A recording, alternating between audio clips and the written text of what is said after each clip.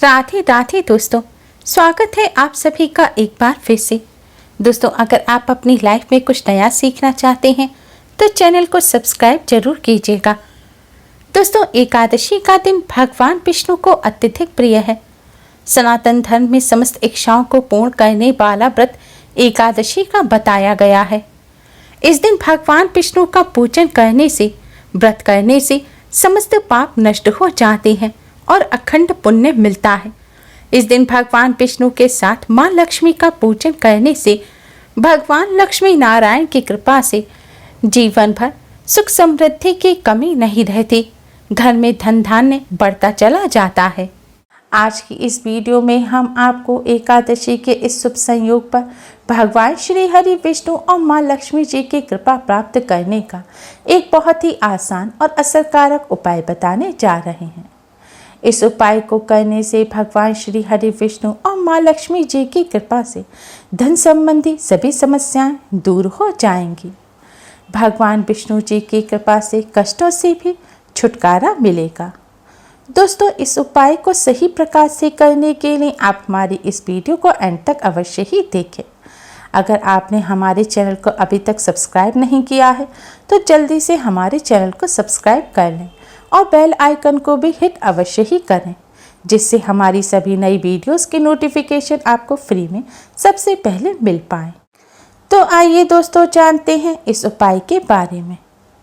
उपाय करने के लिए आप एकादशी के दिन स्नान करके स्वच्छ पीले रंग के वस्त्र धारण करें। आज के दिन पीले रंग के वस्त्र पहनना बहुत ही शुभ माना जाता है, क्योंकि पीला रंग भगवान श्री हरि विष्णु का प्रिय रंग है। पीले रंग के वस्त्र ना हो तो आप हरे, गुलाबी, लाल किसी भी और रंग के वस्त्र पहन सकते हैं, लेकिन ध्यान रखें आज के दिन शुभ रंग के वस्त्र ही पहनें। आज के दिन भूलकर भी काले या नीले रंग के वस्त्र ना पहनें। स्नान करने के पश्चात अब आप अपने मंदिर के सामने आसन बिछाकर बैठ जाएं। आपके मंदिर में अगर भगवान श्री हरि विष्णु जी की प्रतिमा है तो उन्हें पंचामृत से स्नान कराएं। पंचामृत यानी कि दूध, दही, घी, शहद और शक्कर के घोल से आप भगवान श्री हरि विष्णु, माँ लक्ष्मी जी को स्नान कराएं। लड्डू गोपाल को स्नान कराएं। फिर स्वच्छ जल से स्नान कराने के पश्चात आप भगवान जी का श्रृंगार करें। अगर तस्वीर है तो तस्वीर को आप साफ कपड़े से पोंछें।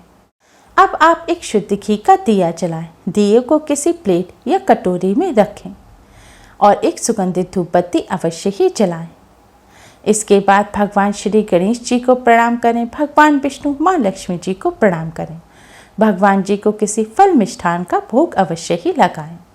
आज के दिन भगवान विष्णु जी को पीले रंग के मिष्ठान का भोग लगाना अति शुभ माना जाता है। फल मिष्ठान ना हो तो आप शक्कर, मिश्री या बताशे का भोग लगा सकते हैं। इसके बाद आप भगवान श्री गणेश जी को हल्दी से तिलक करें। फिर भगवान विष्णु, माँ लक्ष्मी जी को भी हल्दी से तिलक करें। तिलक करने के पश्चात अब आप एक कटोरी में साफ हल्दी लें। दोस्तों, आपको ध्यान रखना है कि आपको साफ पिसी हुई वही हल्दी लेनी है जिसमें नमक, मिर्च या कुछ और ना मिला हो। हल्दी एकदम साफ होनी चाहिए। अब इस हल्दी में आप थोड़ा सा शुद्ध जल या गंगा जल मिला लें। इसके बाद तो तुलसी के पत्ते लें। तुलसी के पत्तों को भी पानी से अच्छी तरह से धोकर साफ कर लें। इसके बाद आप हल्दी से तुलसी के पत्ते पर एक तिलक करें। फिर आप इस तुलसी के पत्ते को भगवान विष्णु जी के सामने रख दें। फिर दूसरे तुलसी के पत्ते पे आप हल्दी से तिलक करें और इस पत्ते को माँ लक्ष्मी जी के सामने रख दें। फिर आपने भगवान विष्णु जी के सामने जो तुलसी का पत्ता रखा है उस पत्ते को उठाएं और अपने हाथ में रखें। इसके बाद पत्ते को हाथ में रखे रखे आप भगवान विष्णु जी के इस महामंत्र का 108 बार जाप करें। मंत्र इस प्रकार है: ओम नमो भगवते वासुदेवाय, ओम नमो भगवते वासुदेवाय। इस मंत्र का आपको 108 बार जाप करना है। मंत्र का जाप करने के पश्चात आप इस तुलसी के पत्ते को वापस भगवान विष्णु जी के समक्ष रख दें। फिर माँ लक्ष्मी जी के सामने से आप तुलसी का पत्ता उठाएं। इस पत्ते को अपने हाथ में रखें और माँ लक्ष्मी जी के इस महामंत्र ओम महालक्ष्मी नमः का 108 बार जाप करें। मंत्र इस प्रकार है, ओम महालक्ष्मी नमः। मंत्र का जाप करने के पश्चात आप इस पत्ते को वापस माँ लक्ष्मी जी के सामने रख दें। अब आप भगवान श्री गणेश, भगवान विष्णु, माँ लक्ष्मी जी की आरती करें। फिर भगवान जी को प्रणाम करें। प्रणाम करने के पश्चात अब आप अपनी सारी परेशानी भगवान जी के समक्ष रखें। आपकी जो भी समस्या है वह सारी समस्या आप भगवान जी से कहें और उन समस्याओं को दूर करने की प्रार्थना करें। धन संबंधी समस्या को दूर करने की प्रार्थना करें। प्रार्थना करने के पश्चात आप एक लाल रंग का कपड़ा लें और इस कपड़े में आप तुलसी जी के दोनों पत्तों को रख लें और कपड़े में गांठ लगा लें या फिर कपड़े में पत्तों को लपेट लें। इसके बाद इस कपड़े को तुलसी जी के पत्ते सहित अपने मस्तक से लगाएं, यानी कि तुलसी जी को प्रणाम करें। इसके बाद इन पत्तों को आप दिए के ऊपर घुमाएं। इन पत्तों को आपको दिए के ऊपर 7 बार क्लॉकवाइज घुमाना है, यानी कि जैसे घड़ी की सुइयां घूमती हैं इसी तरह से आपको इन पत्तों को दिए के ऊपर 7 बार घुमाना है। दिए के ऊपर घुमाने के पश्चात अब आप इन पत्तों को अपने धन रखने के स्थान में अपनी तिजोरी में रख दें। अगर धन रखने का ऐसा कोई स्थान ना हो तो आप इन पत्तों को किसी साफ स्थान पर रखें और वहां पर पत्तों के साथ कुछ रुपए भी रख दें। ऐसा करने से भगवान विष्णु, माँ लक्ष्मी जी की कृपा से धन का लाभ होता है और धन संबंधी सभी समस्याएं जल्द ही दूर हो जाती हैं। धन प्राप्ति के नए मार्ग खुलते हैं। दोस्तों, शास्त्रों में बताया गया ये बहुत ही अचूक उपाय है। शास्त्रों के अनुसार भगवान विष्णु, माँ लक्ष्मी जी के मंत्रों से अभिमंत्रित किए हुए तुलसी जी के पत्ते जिस घर में रखे होते हैं उस घर में भगवान विष्णु, माँ लक्ष्मी जी की कृपा से सुख समृद्धि हमेशा बनी रहती है। पूजन के पश्चात आप अपने मस्तक पर हल्दी से तिलक अवश्य ही करें। आपने भगवान जी को जिस फल मिष्ठान का भोग लगाया है उसे प्रसाद के रूप में अपने परिवार सहित ग्रहण करें। दोस्तों, इस उपाय को करने के साथ साथ भगवान विष्णु, माँ लक्ष्मी जी की कृपा प्राप्त करने के लिए एकादशी के दिन कुछ बातों का विशेष ध्यान रखना चाहिए। एकादशी के दिन किसी भी पेड़ पौधे के फूल पत्ते नहीं तोड़ने चाहिए। एकादशी के दिन भूलकर भी तुलसी के पत्ते भी नहीं तोड़ने चाहिए।